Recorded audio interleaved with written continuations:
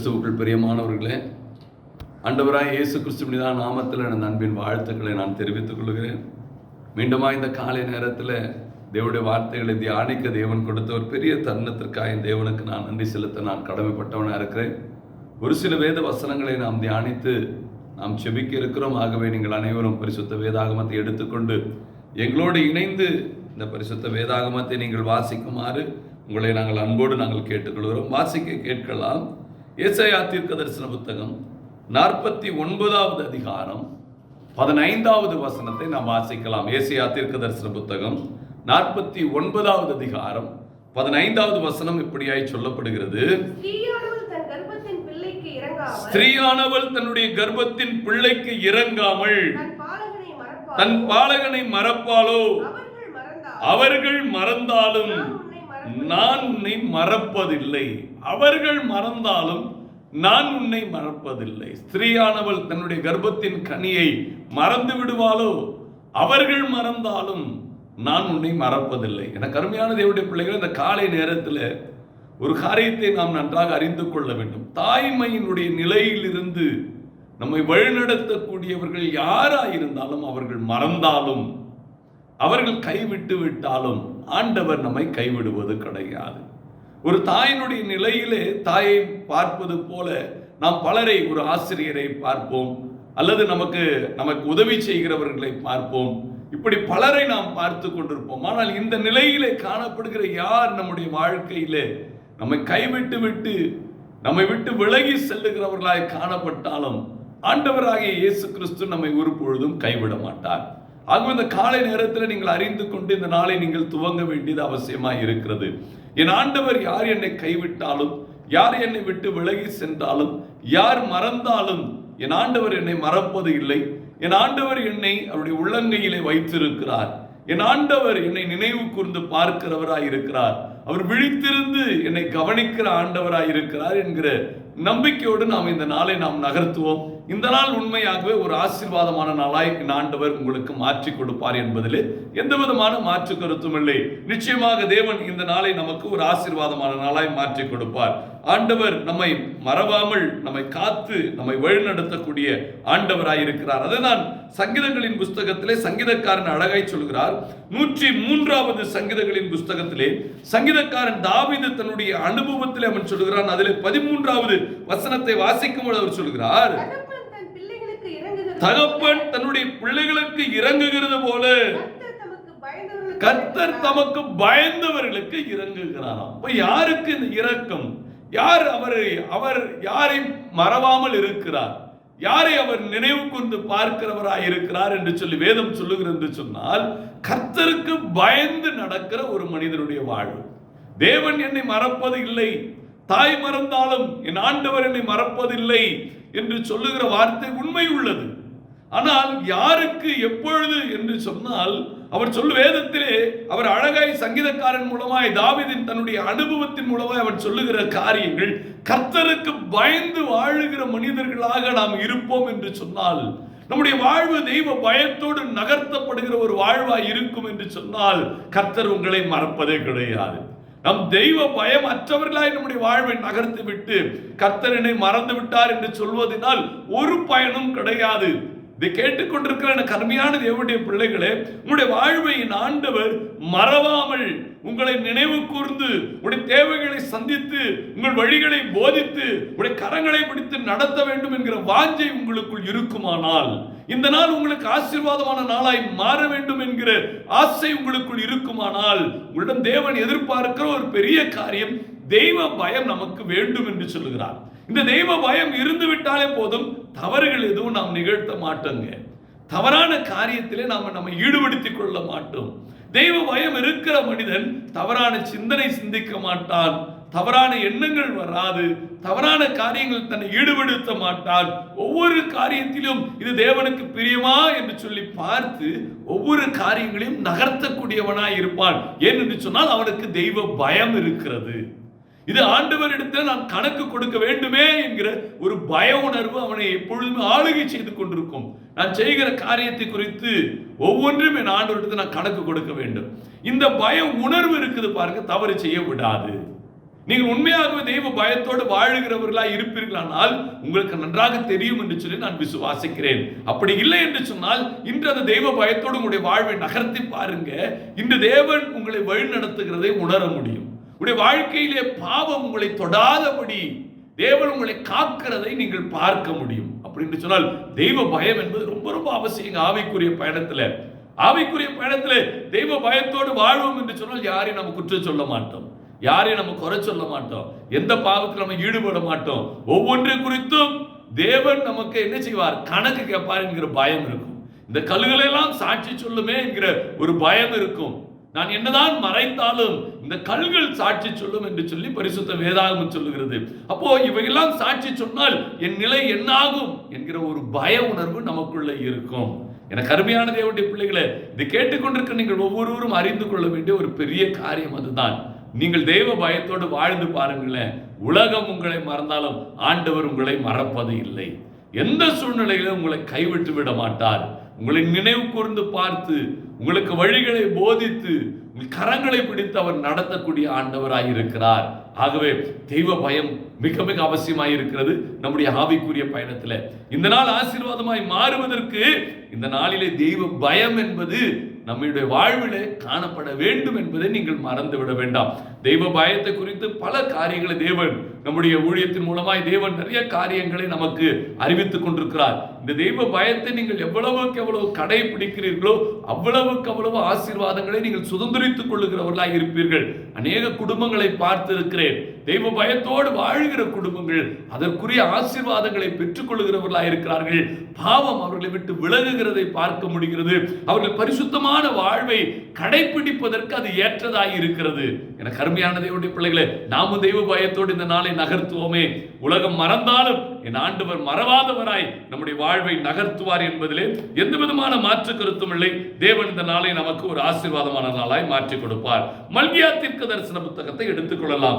மல்கியா தீர்க்க தரிசன புத்தகம் 3வது அதிகாரம் 17வது வசனத்தை நாம் வாசிக்க கேட்கலாம். மல்கியா தீர்க்க தரிசன புத்தகம் 3வது அதிகாரம் 17வது வசனம் இப்படியாய் சொல்லப்படுகிறது. என் சம்பத்தை நான் சேர்க்கும் நாளிலே அவர்கள் என்னுடையவர்களாய் இருப்பார்கள் என்று சேனைகளின் கர்த்தர் சொல்லுகிறார். ஒரு மனுஷன் தனக்கு ஊழியம் செய்கிற தன்னுடைய குமாரனை கடாட்சிக்கிறது போல நான் அவர்களை கடாட்சிக்கிறேன். தேவன் சில சமயங்களிலே அவருடைய பிள்ளையை தகப்பன் கடாட்சிக்கிறது போல நம்மை கடாட்சிக்கிறார். ஏன் கடாட்சிக்கிறார்? ஏன் சில சமயங்களில் சோதனைகள் அனுமதிக்கப்படுகிறது? ஏன் இந்த கடாட்சிக்கப்படுகிற ஒரு வாழ்வாய் இருக்கிறது சொன்னால், தேவன் நம்மை யாரோ என்று சொல்லி நினைக்கவில்லை. தேவன் அவருடைய பிள்ளைகளாய் நம்மை கருதுகிறார். எனக்கு அருமையான தேவனுடைய பிள்ளைகளே, நம்முடைய வீடுகளிலே குழந்தைகள் இருக்குமானால் அந்த குழந்தைகளை பெற்றோர்கள் கண்டிப்பார்கள். அந்த கண்டிப்பது என்பது அந்த பிள்ளைகளை வெறுப்பதற்கான அடையாளம் அல்ல. அது என்னுடைய பிள்ளை, வேறொருவரும் கண்டித்து விடக்கூடாது, வேறொருவருக்கு முன்பாக அந்த பிள்ளைகளுடைய வாழ்வு தடுமாறி விடக்கூடாது என்று சொல்லி பலவிதமான ஒரு கருத்துக்களோடு தான் அந்த பெற்றோர்கள் அந்த பிள்ளைகளை, நம்முடைய பிள்ளைகளை நாம என்ன செய்கிறோம், கண்டித்து நடத்துகிறோம். அப்படிதான் நம்முடைய ஆண்டவர் நம்முடைய வாழ்க்கையில சில சோதனைகளை அனுமதித்து நம்மை ஆயத்தப்படுத்துகிறார் ஆசீர்வாதங்களுக்கு. நம்மை தகுதிப்படுத்துகிறார் அந்த ராஜ்யத்தை சுதந்திரித்துக் கொள்வதற்கு, நம்மை பரிசுத்தமான வாழ்வை வாழ்வதற்கான வழிகளை வகுத்து கொடுக்கிறார். ஆகவே சில சோதனைகள் வருவது எதற்காக என்று சொன்னால், ஆண்டவர் ஏன் நம்மை கடாட்சிக்கிறார் என்று சொன்னால், நம்மை அவர் அவருடைய பிள்ளைகளாய் கருதுகிறபடியினால். இதை புரிந்து கொண்டாலே போதும், நம்முடைய வாழ்க்கையில எப்படிப்பட்ட சோதனைகள் வந்தாலும் நாம் தோண்டு போக மாட்டோம், சோர்ந்து போக மாட்டோம். என் ஆண்டவர் என்னை பிள்ளையாய் கருதுகிறார் என்கிற சிந்தனையோடு அதை சந்தோஷமாய் அதன் மூலமாய் வருகிற பாடங்களை நாம் கற்றுக்கொள்ளுகிறவர்களாய் மாறும். அதன் மூலமாய் தேவன் என்னோடு ஏதோ ஒரு காரியத்தை பேச நினைக்கிறார் என்கிற சிந்தனையோடு நம்முடைய வாழ்வை நாம் நகர்த்துவோம். இதை கேட்டுக்கொண்டிருக்கிற கருமையான தேவனுடைய பிள்ளைகளே, தேவன் அப்படியாக தான் நம்முடைய வாழ்வை நகர்த்த விரும்புகிறார். அப்படி என்று சொன்னால் நம்முடைய வாழ்க்கையுடைய பயணத்திலே உலகத்தில் யார் மறந்தாலும் என் ஆண்டவர் என்னை மறப்பது இல்லை. ஏன் அவர் மறவாதவராய் இருக்கிறார் என்று சொன்னால், நான் தெய்வ பயத்தோடு வாழுகிறேன். இரண்டாவது, நான் அவருடைய பிள்ளையாய் இருக்கிறேன்.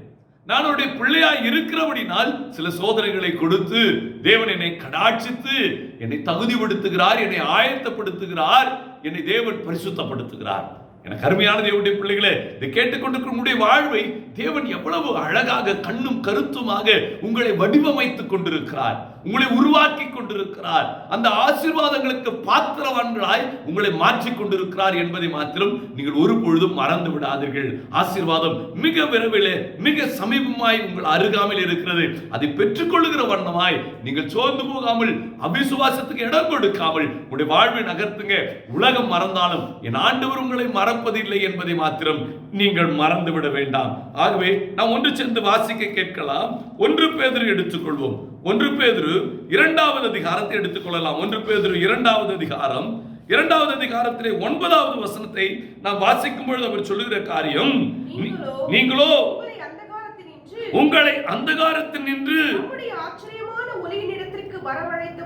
தம்முடைய ஆச்சரியமான ஒளியினிடத்திற்கு வரவழைத்தவருடைய புண்ணியங்களை அறிவிக்கும்படிக்கு தெரிந்து கொள்ளப்பட்ட சந்ததியாயும் ராஜரீகமான ஆசாரிய கூட்டமாயும் பரிசுத்த ஜாதியாயும் அவருக்கு சொந்தமான ஜனங்களாய் மாறி இருக்கிறீர்கள். எனக்கு அருமையான தேவனுடைய பிள்ளைகளே, நமக்கு தேவனுக்கு இருக்கிற உறவுகளை நாம் புரிந்து கொள்ள வேண்டும். நாம சில சமயங்களில் ஆண்டவரை தூரம் தள்ளி வைத்து விட்டு ஹாய் பாய் அப்படிதான் நாம இன்னைக்கு ஆண்டவரிடத்தில் பழகுகிற காரியங்கள். ஆனால் ஆண்டவர் நம்மை அப்படி பார்க்கவில்லையே. அவர் சொல்லுகிற காரியம், நீதான் எனக்கு சொந்தமான ஜனம். அப்படிதான் வேதம் சொல்லுகிற காரியத்தை நான் பார்க்க முடிகிறது. நீங்க தான் ராஜரீகமான ஆச்சாரிய கூட்டமாய் இருக்கிறீர்கள், பரிசுத்த ஜாதியுமாய் இருக்கிறீர்கள், எனக்கு சொந்தமான ஜாதியாய் இருக்கிறீர்கள். தேவன் எவ்வளவு நெருக்கமாய் நம்மை பார்க்கிறார், நம்மை மிகவும் நெருக்கமாய் பார்க்கிறார். அவர் அருகாமையில் இருக்கிற ஒரு பரிசுத்த கூட்டத்தை போல தேவன் நமக்கு ஒரு அழைப்பை வைத்திருக்கிறார். ஆனா நாம எப்படி இருக்கிறோம்? வாகனத்தில் போகும்போது ஆலயத்தை பார்த்த உடனே ஒரு புத்தியை போட்டுட்டு இல்லையா, ஒரு முத்தத்தை கொடுத்து விட்டு நாம் கடந்து சென்று விடுகிறோம், ஏதோ தூரம் இருப்பதை போல. ஆனால் அவரிடத்தில் நெருங்கி நம்முடைய வாழ்க்கை பயணம் இருக்கிறதா? ஜெபிக்கிற காரியங்களிலே கொஞ்ச நேரம் தான் கொடுக்கிறோம். நெருங்கி ஜீவிக்கிறவர்களாக இருப்போம் என்று சொன்னால் நாம் என்ன செய்திருப்போம்? அதற்காக ஒரு நேரங்களை ஒதுக்கி, கொஞ்ச நேரங்களை ஒதுக்கி கணவன் மனைவி, மனைவி கணவனை நேசிக்கிறவர்களை பாருங்க, பெற்றோர்களை நேசிக்கிற பிள்ளைகளை பாருங்க. தாயின் தகப்பனை எங்கேயோ தூரம் தள்ளி வைத்து விட மாட்டார்கள், அவர்கள் தங்களோடவே வைத்துக் கொள்ளுவார்கள். அப்படிதான் ஆண்டவரோடவே நாம் வாழுகிறவர்களாக இருப்போம். ஜெபத்தில் அவர்கிட்ட நேரங்கள் அதுக்காக செலவிட்டு அவரிடத்தில் நாம் உறவாடுகிறவர்களாக இருப்போம், அவ்வளவு நெருங்கி ஜீவிப்போம். ஆண்டவர் நம்மை அப்படிதான் மிகவும் அருகாமையில வைத்திருக்கிறார். நம்மை சொந்த ஜாதியாய், சொந்த ஜனம், நீதான் என்னுடைய பிள்ளை, நீதான் என்னுடைய சொந்த ஜனம் அப்படி என்று சொல்லி தேவன் பார்க்கிறார். அவர் மறப்பதில்லை. அந்த நிலைப்பாடுகளில் இருந்து ஆண்டவர் மறப்பதில்லை. நாம தான் மறந்துட்டோம். இல்ல, நம்ம ரொம்ப மறந்துட்டோம். நாம நிறைய நேரத்தில் ஆண்டவரை மறக்கிறபடி நல்லா ஹாய் பாய் அப்படின்ற மாதிரி நாம ஆண்டவரிட்டு விலகி விலகி விலகி விலகி ஓடிக்கொண்டே இருக்கிறோம். எனக்கு அருமையான தேவனுடைய பிள்ளைகளை, கொஞ்சம் உங்களை நீங்கள் ஆராய்ந்து பாருங்க. உங்களுக்கும் தேவனுக்கும் இருக்கிற உறவுகளில் எவ்வளவு விரிசல் இருக்கிறது, எவ்வளவு ஆண்டவரை விட்டு நீங்க தள்ளி இருக்கிறீங்கன்னு பாருங்க. இன்னைக்கு ஆண்டவர் என்னை மறந்துட்டார், ஆண்டவர் மறக்கல, நாம தான் விலகி போய் கொண்டிருக்கிறோம். உலகத்தில் எந்த மனிதர்கள் மாறினாலும் மறந்தாலும் ஆண்டவர் உங்களை மறப்பது இல்லை. நீங்கள் ஆண்டவர் விட்டு எவ்வளவு தூரம் தள்ளி இருக்கிறீங்கன்னு பாருங்க. ஜபத்தில் எவ்வளவு தூரம் தள்ளி இருக்கிறீங்க. நீங்க உண்மையாவே நீங்க ஆண்டவரை நேசிக்கிறவர்களாய், அவர்களோடு இருக்கிறவர்களாய் இருப்பீர்கள் என்று சொன்னால் எத்தனை முறை வேதம் வாசிக்கிறீங்கன்னு பாருங்க. கண் விழித்த உடனே நம் முதல்ல நம்முடைய கை லைட் சுவிட்சை போடுறதுக்கு முன்னாடி செல்போனை தேடுது இல்லையா? நன்றாக யோசித்து பாருங்க. செல்போனை தேடுது, உலகத்தை தேடுது, உலக காரியங்களுக்கு முக்கியத்துவத்தை கொடுக்குது. ஆனால் ஆண்டவர் என்னை விழிப்பதற்கு இந்த நாள் ஜீவனை எனக்கு கூட்டி கொடுத்தாரே, அப்பா ஸ்தோத்திரம் என்று சொல்லி என்றாவது நாம் விழித்தது உண்டா? யோசித்து பாருங்க. ஒரு காரியத்தை துவக்குவதற்கு முன்பாக இது கர்த்தருடைய கிருபை என்று சொல்லி நீங்கள் ஒரு காரியத்தை துவக்கி இருக்கிறீங்களா? கொஞ்சம் யோசித்து பாருங்க. ஒரு வேலைக்காக நீங்கள் முயற்சி செய்யும் பொழுது ஆண்டவரை முன்பாக நிறுத்தி அந்த காரியத்தை முயற்சி செய்திருக்கிறீங்களா? பாருங்க, இல்ல. வேலையில அப்ளிகேஷன்லாம் போட்டுட்டு இன்டர்வியூ அட்டெண்ட் பண்ற நேரத்தில் என்னால முடியலன்ற போது தான் ஆண்டவரை தேடுகிறோம். எனக்கு அருமையான தேவனுடைய பிள்ளைகளே, உங்களால முடியுமோ முடியாதோ, உங்களால இயலமோ இயலாதோ, நீங்கள் ஆண்டவரை நீங்கள் முன்பாக நிறுத்த வேண்டியது மிக மிக அவசியமாக இருக்கிறது. இதுதான் உங்களுக்கும் தேவனுக்கும் ஒரு பெரிய விரிசலை உண்டாக்குது. ஆண்டவர் உங்களை அப்படி பார்க்கவில்லை. நீதான் என்னுடைய ஜனம், நீதான் என்னுடைய பரிசுத்த கூட்டம் என்று சொல்லி ஆண்டவர் தம் அருகாமையிலே நம்மை நிறுத்தி வைத்திருக்கிறார். ஆனால் நாம் தான் விலகி விலகி ஓடிக்கொண்டிருக்கிறோம். உங்களுக்கும் ஆண்டவருக்கும் இருக்கிற நெருக்கம் எவ்வளவு என்று சொல்லி ஆராய்ந்து பாருங்க. ஆண்டவர் இன்று மறந்து விட்டார் என்று சொல்லுகிற நாம், ஆனால் ஆண்டவரை மறந்துவிட்டு ஓடுகிறது யார்? நாம் தான். இதை மட்டும் நீங்கள் புரிந்து கொள்வீர்கள் என்று சொன்னால் நிச்சயமாக ஆண்டவர் உங்களுடைய வாழ்க்கையிலே ஒரு பெரிய அற்புத அடையாளங்களோடு உங்களுடைய வாழ்வை ஒரு ஆசீர்வாதமாய் மாற்ற முடியும். எனக்கு அருமையான தேவனுடைய பிள்ளைகளே, ஏன் நாம் தூரம் நிற்கிறோம்? தெய்வ பயம் இல்லை. ஏன் நாம் இந்த கடவுளை விட்டு தூரம் தள்ளி நிற்கிறோம்? எதிலையுமே நம்ம கடவுளை முன்னால நிறுத்தாத காரணம் தெய்வ பயத்தை விட்டுட்டு இருக்கிறோம். தெய்வ பயம் இல்லாம வாழ்ந்து கொண்டிருக்கிறோம். எவ்வளவு வருத்தப்பட வேண்டிய காரியம் இல்லை. அவர் ஜீவன் உள்ள தேவன் என்று அறிந்தும் நாம் என்ன செய்கிறோம்? நாம் அவரை மறந்து விட்டு அந்த தெய்வ பயம் இல்லாமல் நம்ம தள்ளி நின்று கொண்டிருக்கிறோம். இன்று அவரோடு நெருங்கி வாழுகிற ஒரு வாழ்வுக்கு தேவன் உங்களை அழைக்கிறார். அப்படி நெருங்கி இந்த நாளை நகர்த்துங்க.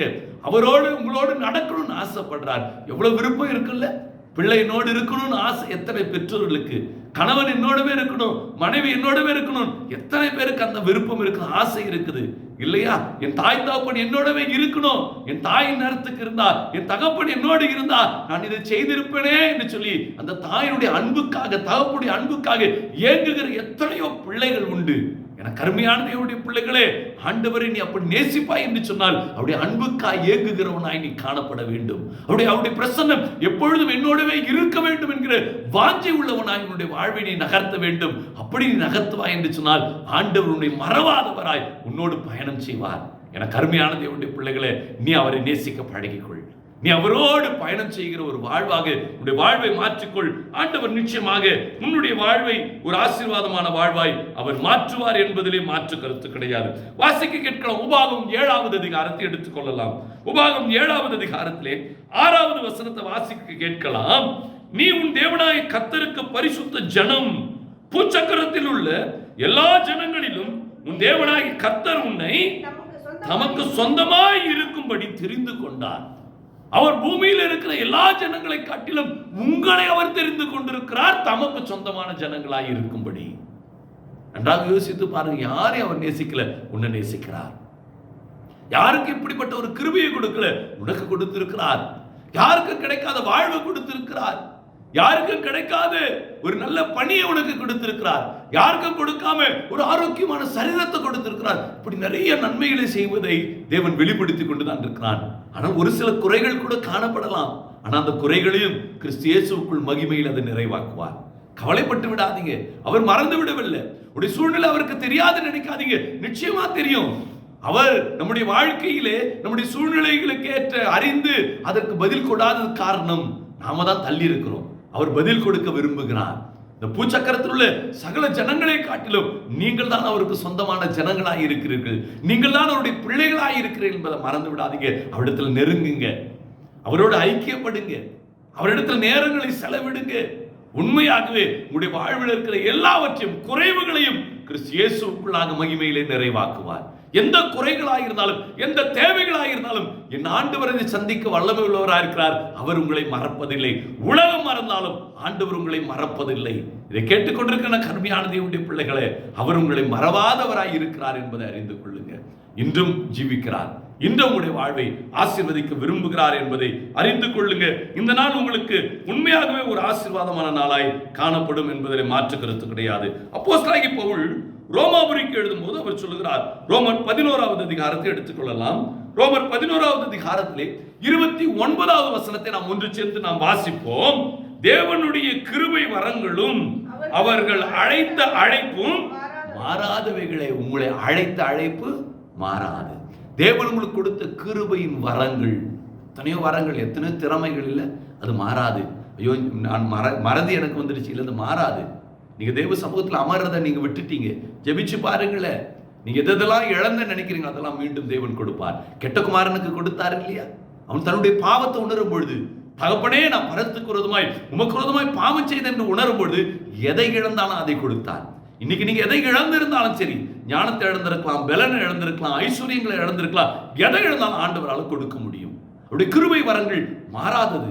தேவன் நேற்றும் இன்றும் என்றும் மாறாதவராய் இருக்கிறார். உலகம் மறந்தாலும் அவர் மறப்பதில்லை. உங்களுக்கு அவர் செய்யக்கூடியவராய் இருக்கிறார். இதை கேட்டுக்கொண்டிருக்கிற நீங்கள் யார், எந்த நிலையில இருந்தாலும், எதற்காக நீங்கள் போராடினாலும் அவைகளிலிருந்து தேவன் ஒரு மாற்றங்களை உண்டாக்க அவர் சித்தமுள்ள தேவனாய் இருக்கிறார். விசுவாசிப்போமானால் தேவனுடைய மகிமையை காண்போம். விசுவாசத்தோடு உங்களை இணைத்துக் கொள்ளுங்க. அருமையான தேவனுடைய பிள்ளைகளே, பரிசுத்த வேதாகம் அதுதான் சொல்லுகிறது. தெய்வ பயம் இருந்தா போதுங்க. தெய்வ பயம் இல்லாததான் இவ்வளவு பாவங்கள் செய்வதற்கு காரணம், தேவனை விட்டு விலகி இருப்பதற்கு காரணம், இழந்ததை பெற்றுக்கொள்ள இயலாததற்கு காரணம் அதுதான். தெய்வ பயம் இருந்தா போதும். ஒவ்வொன்றை குறித்து நான் கணக்கு கொடுக்கணும். இந்த பயம் இருந்தா போதுங்க. கர்த்தர் நிச்சயமாய் நீ இழந்ததெல்லாம் கொடுப்பார், நீ வாஞ்சிக்கிறதெல்லாம் கொடுப்பார். வேதம் அப்படித்தானே சொல்லுகிறது. தட்டுங்கள் திறக்கப்படும், கேளுங்கள் கொடுக்கப்படும். நீ கேட்பது அவர் கொடுக்கிற ஆண்டவர் நிச்சயமாய் கொடுப்பார். தெய்வ பயத்தை விட்டுட்டு இருக்கிற, தெய்வ பயம் இல்லாம வாழ்ந்து கொண்டிருக்கிற, வேற ஒண்ணும் இல்லை. தெய்வ பயம் இல்லாம நீ ஆண்டவர் விட்டு தள்ளி நிக்கிற, தூரமா நிக்கிற. இன்னைக்கு ஆண்டவரிடத்துல நெருங்க. அப்படி சமூகத்துல போய் முழங்கால் படிக்கிட்ட. இந்த காலை தியானத்தை முடித்த உடனே நீ முழங்கால் படிக்கிட்டு ஒரு அரை மணி நேரம் ஜெபித்து பாரு. நிச்சயமாய் தேவனுடைய பிரசன்னம் மீண்டுமாய் நீ இழந்த அந்த பிரசன்னத்தை கொடுப்பார். இழந்த ஐஸ்வர்யங்களை கொடுப்பார், இழந்த நன்மையை கொடுப்பார், இழந்த பலனை கொடுப்பார். தேவன் மாறாதவராயிருக்கிறார். தாய் மறந்தாலும் என் ஆண்டவர் மறப்பதில்லை. என கருமையான தேவனுடைய பிள்ளைகளே, மறவாத தேவன் நம்மோடு வாழ்கிறார், உங்களோடு பயணிக்கிறார். இந்த பூச்சக்கரத்தில் உள்ள சகல ஜனங்களை காட்டிலும் நீங்களே அவருக்கு சொந்தமான ஜனங்கள், நீங்களே பரிசுத்த கூட்டங்கள், நீங்களே ஆசாரிய கூட்டங்கள் என்று சொல்லி தேவன் நம்மை வேறு பிரித்து உயர்த்தி வைத்திருக்கிறார், நம் அருகாமையிலே வைத்திருக்கிறார். நாம தான் விலகி விலகி ஓடிக்கொண்டிருக்கிறோம். இன்று கெட்டகுமாரனை போல உணர்வுமே, நான் தான் விலகி ஓடிட்டேன், நான் தான் தூரம் போயிட்டேன், என்ன மன்னிங்கன்னு சொல்லி போய் கேட்டு பாருங்க. மீண்டுமாய் தேவன் மறவாத தேவன் என்பதை நீங்கள் உணரும்படியாக தேவன் மீண்டுமாய் இழந்ததை நீங்கள் பெற்றுக்கொள்ள முடியும். அவர் இல்லை என்று மறுக்கவில்லை, அவர் தடுக்கவில்லை.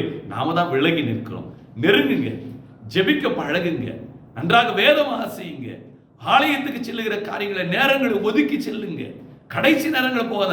ஆலயம் திறக்கிறதுக்கு முன்னாடி ஒரு கூட்டம் ஒவ்வொரு சபைகளிலும் காத்திருக்குமானால் அன்னைக்கு தாங்க எழுப்புதல், அன்னைக்கு தாங்க உங்களுக்குள்ள எழுப்புதல். உங்கள் ஒவ்வொருவருக்குள்ளும், உங்க ஒவ்வொருடைய குடும்பத்திற்குள்ளும், ஒவ்வொரு சபைக்குள்ளும் எழுப்புதல் அன்னைக்கு தாங்க.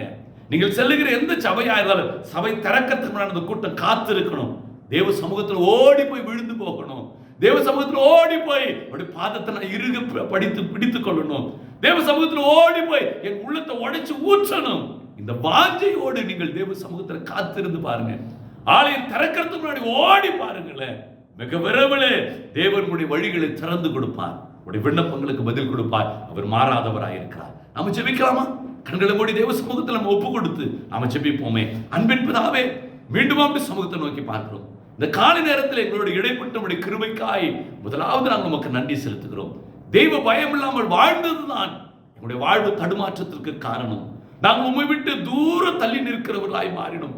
விலகி ஓடியதற்கு காரணம் அதுதான். இந்த தெய்வ பயத்தை எங்களுக்கு கொடுக்கும்படியா நாங்கள் ஜெபிக்கிறோம். இந்த தெய்வ பயத்தை இதை கேட்டுக்கொண்டிருக்கிற ஒவ்வொருவருக்கும் கொடுங்கப்பா.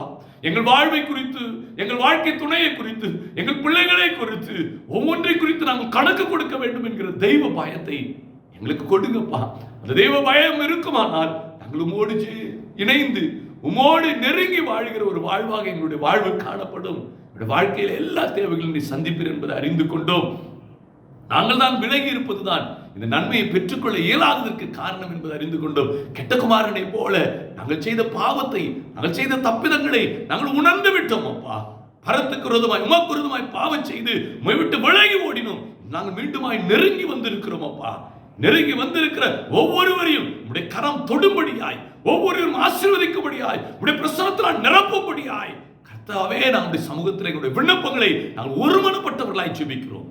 கர்த்தர் ஒவ்வொருவரும் ஆசீர்வதிப்பீராக. இந்த நாள் எங்களுடைய குடும்ப அங்கத்தினர்களுக்கு வந்திருக்கிறோம். எங்கள் குடும்பத்துக்கு பெற்றோர்களை, பெரியோர்களை, வயதானவர்களை உடைய அன்பின் கரத்தில் கொடுக்கிறேன் அப்பா. தேவாதி தேவனே, இந்த நாளை அவருக்கு ஆசீர்வாதமாய் மாற்றுங்க. எந்த பலவீனங்களோ அவருடைய வாழ்வை அணுகாதபடி கர்த்தர் கிருபையாய் காத்துக் கொள்ளுங்கப்பா. சமாதானத்தின் தேவன் ஒவ்வொருடைய உள்ளங்களையும் ஆளுகை செய்யும்படியாய் ஜெபிக்கிறேன் அப்பா. கணவனும் மனைவியுமாய் வாழ்ந்து கொண்டிருக்கிறோம், துதிக்கிறோம். சமாதானத்தை கொடுங்க. கணவன் மனைவிக்குள் பிரிவினைகள் வராதபடி ஒரு மனதின் ஆவியை கொடுங்க. ஒரு பாரத்தை ஒரு சுமந்து இப்படியே நீங்கள் கிறிஸ்துடைய பிரமாணத்தை நிறைவேற்றுங்க என்று சொன்னீரே. ஒரு பாரத்தை ஒரு சுமக்கிறவர்களாய், ஒருவருடைய அன்பு ஒரு பகிர்ந்து கொள்ளுகிறவர்களாய் தங்களுடைய வாழ்வை நகர்த்த கிருபை செய்யுங்க. பிள்ளைகளுக்காய் வந்து நிற்கிறோம் அப்பா. முக்கியமாக வாலிப பிள்ளைகளை அன்பின் கரத்தில் கொடுக்கிறேன் அப்பா. வாலிப பிள்ளைகள் பலவான் கரத்தில் இருக்கிற அம்பு என்று சொல்லி வேதத்திலே பார்க்கிறோம். இந்த வாலிப பருவத்திலே அவர் சிருஷ்டிகரை மறந்திருக்கிறபடினால், தெய்வ பயம் இல்லாமல் வாழுகிறபடியினால் இந்த வாலிப பருவம் பாவத்தில் விழுந்து போகிற ஒரு நிலைமையில் தள்ளப்படுகிறது. என் ஆண்டவர் அவர்களை பரிசுத்தப்படுத்துங்கப்பா. அந்த வாலிப பருவத்திலே கேட்ட சத்தியத்தின் பிரகாரமாய் தெய்வ பயத்தோடு ஆண்டவரிடத்தில் நெருங்கி வாழ்கிற ஒரு வாழ்வாக அவருடைய வாழ்வு இருக்குமானால் வாழ்க்கையில் எந்த தடைகளாக இருந்தாலும் உடைப்பீர். அது திருமண தடையோ, வேலை தடையோ, அந்த வாலிப பருவத்தில் எந்த தடை இருந்தாலும் உடைப்பீர் என்கிற நம்பிக்கை உண்டு. அப்படியாய் அவர்கள் அந்த ஆசீர்வாதங்களை பெற்றுக்கொள்ள என் ஆண்டவர் கிருபை செய்யும்படியாய் ஜெபிக்கிறேன். படித்துக் கொண்டிருக்கிற சிறு பிள்ளைகளுக்காய் வந்திருக்கிறோம். பிள்ளைகளை ஞானத்தால் இடைகட்டுங்க கர்த்தாவே. ஆமென். நன்றாக படித்து நல்ல மதிப்பெண்களை எடுத்து இந்த உலகத்திலே சாட்சியாய் ஜீவிக்கிற ஒரு வாழ்வாக வாழ்வை என் ஆண்டவர் மாற்றும்படியாய் ஜெபிக்கிறேன். குழந்தைகளை வளர்க்கக்கூடிய ஞானத்தை பெற்றோர்களுக்கு கொடுங்க கர்த்தாவே. அந்த ஞானத்தோடு அவர்களை வளர்த்து இந்த உலகத்திலே அவர்களை சாட்சி உள்ள பிள்ளைகளாய் வளர்க்க கர்த்தனை கிருபை செய்யும்படியாய் ஜெபிக்கிறேன் அப்பா. இந்த நாளிலே தேவாதி தேவனே, கர்த்தாதி கர்த்தாவே, ஆமென் அப்பா. உண்ண உணவு இல்லாமல், உடுத்த உடை இல்லாமல், தங்க இடமில்லாமல் அவதிப்படுகிறவர்கள், கர்ப்பஸ்திரிகள், மருத்துவமனையில் காணப்படுகிறவர்கள், மருத்துவரால் கைவிடப்பட்டவர்கள், பொருளாதாரத்தில் நசுக்கப்பட்டவர்கள், கடன் தொல்லையிலே பாதிக்கப்பட்டவர்கள், மனிதனுடைய சூழ்ச்சி, பிசாசுடைய தந்திரங்களிலே அகப்பட்டவர்கள் என்று சொல்லி பல நிலைகளிலே தடுமாறி கொண்டிருக்கிற உலகம் கர்த்தாவே, எந்த நிலைகளிலே உம்முடைய பிள்ளைகள் தடுமாற்றத்தில் இருந்தாலும் தேவாதி தேவனே, அந்த தெய்வ பயம் இல்லாததுதான் இந்த போராட்டத்திற்கு காரணம். அந்த தெய்வ பயம் இல்லாததுதான் எனக்கும் என் ஆண்டவருக்கு ஒரு பிரிவினை உண்டாக்கி இருக்கிறது. இந்த தெய்வ பயம் இல்லாததுதான் என் ஆண்டவருக்கு என்னை தள்ளி இருக்கிற தூரம் என்பதை அறிந்து உணர்ந்து உம்மிடத்தில் அவர்கள் நெருங்கி இந்த பாடுகளில் இருந்து, இந்த உபத்திரவங்களில் இருந்து அவர்கள் விடுதலை பெற, நன்மையை பெற, ஆசீர்வாதங்களை பெற கர்த்தனை கிருபை செய்வீராக. தேவாதி தேவனே, இந்த நாளிலே பிறந்த நாளையும் திருமண நாள் கொண்டாட இருக்கிறோம். இந்த ஆண்டை ஆசீர்வதித்து கொடுங்க. ஒரு ஆண்டை குட்டி கொடுத்து கிருபைக்காய் நன்றி. இந்த ஆண்டு நன்மையினால் முடி சுட்டப்படுவதாக. இந்த ஆண்டு உம்மால் ஆசீர்வாதத்தை பெற்ற ஆண்டாய் மாறுவதாக கர்த்தாவே.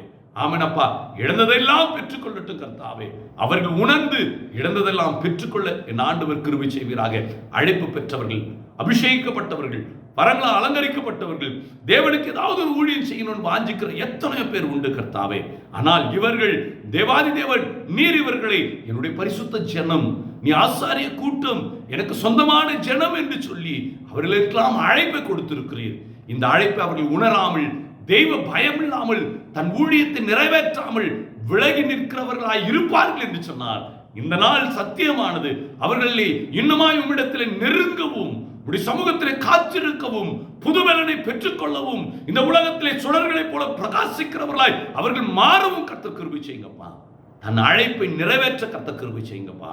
தேவ சமாதானம் ஒவ்வொரு உள்ளங்களையும் ஆளுகை செய்யட்டும் அப்பா. இந்த நாள் ஒவ்வொருவருக்கும் ஆசீர்வாதமான நாளாய் மாறட்டும் கர்த்தாவே. இந்த நாள் நம்முடைய வருகை இருக்குமானால் நம்முடைய கரத்தை நாங்கள் பற்றிக்கொள்ள, நம்முடைய வருகை தாமதிக்குமானால் கேட்ட சத்தியத்தின்படி தெய்வ பயத்தோடு உம்மோடு நெருங்கி உம்மோடு இணைந்து வாழ்கிற ஒரு வாழ்வாக எங்கள் ஒவ்வொருடைய வாழ்வையும் என் ஆண்டவர் ஆசீர்வதிப்பீராக. துதிகன மகிமையில்லாமல் உண்டாகட்டும். இயேசுவின் நாமத்தில் பிதாவே, ஆமென். என் ஆத்துமாவே கர்த்தரை ஸ்தோத்திரி, என் முழு உள்ளமுடைய பிரசு நாமத்தை ஸ்தோத்திரி. என் ஆத்துமாவே கர்த்தரை ஸ்தோத்திரி. அவர் செய்த சகல உபகாரங்களையும் மறவாதே.